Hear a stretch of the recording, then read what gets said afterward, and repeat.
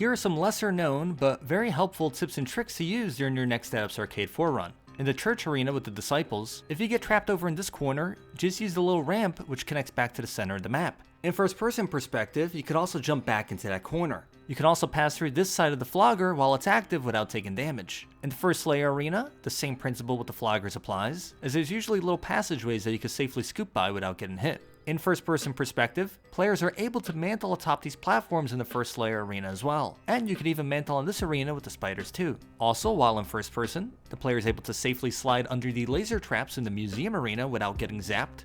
The timing of the lasers is inactive for 4 seconds, red warning for 3 seconds, and then purple deadly period for 7 seconds. Let's talk about mushroom motocross. An easy way to get the speed boost if you have some extra time is to actually go on the opposite side of it, line up your bike, and then use the boost function of the bike to easily collect on this piece of armory. For the nuke, build some momentum with your bike, and then use the boost function just before the first mushroom jump pad. And if done correctly, it should land you in the proximity of the nuke.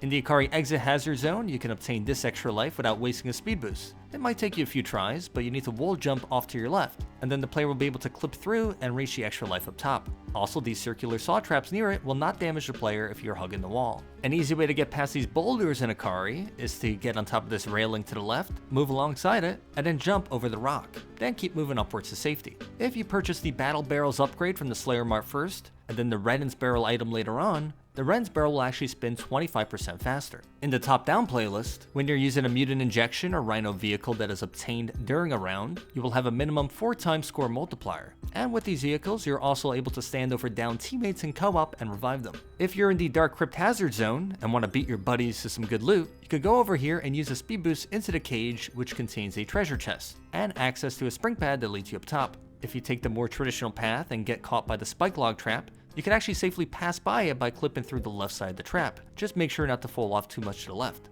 If you're maxed out on both lives and armory, and obtain an extra life during a bonus room or silverback challenge, since the game won't give you a vehicle during bonus rooms, it will instead provide you a bonus of 750 cash. The maximum amount of cash that the player can hold on them at once is 130,000. In the Deep Descent challenge, you actually get a bonus of 1,000 score for every floor that you progress. So going into this challenge with a decent score multiplier is a great way to build up some score. Additionally, these zombies that you kill throughout the level can sometimes drop armory or even an extra life in rare cases, so it's definitely worth taking them all out. Killing standard zombies on a one-time score multiplier will give you 100 points. Special enemies and elites will actually provide you more points. For example, enemies like the Disciples or Manglers are worth 350 points on a one-times, and bosses like the Guardian and Zurzabear are worth 1,000 points. As of Season 1 Reloaded, there are 79 upgrades in the Slayer Mart. Certain upgrades do not appear in certain playlists. For example, King's Ransom, Environmentalist, and Youthful Infusion do not appear in the first-person playlist.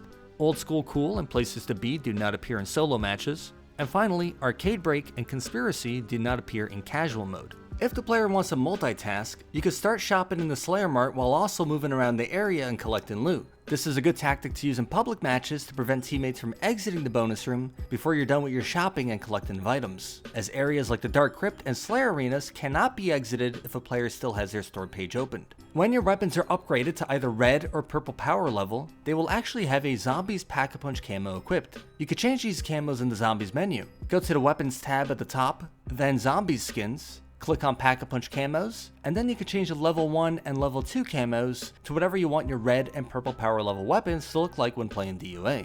You also have the option to disable these camos altogether if you prefer as well. And we'll close out this video with some advanced tech that maybe you noticed or maybe you didn't, but typically whenever you're damaged in this game, you're provided a brief grace period before you can be damaged again. You can actually use this to your advantage. Let's suppose the map is dirty, but you see a hellhound on the board. It's not entirely a bad idea to purposely run into the fire, as it might just allow you to absorb a zombie smack or some other attack before making a great escape. If you enjoyed this video, don't forget to drop a like. Thanks for watching.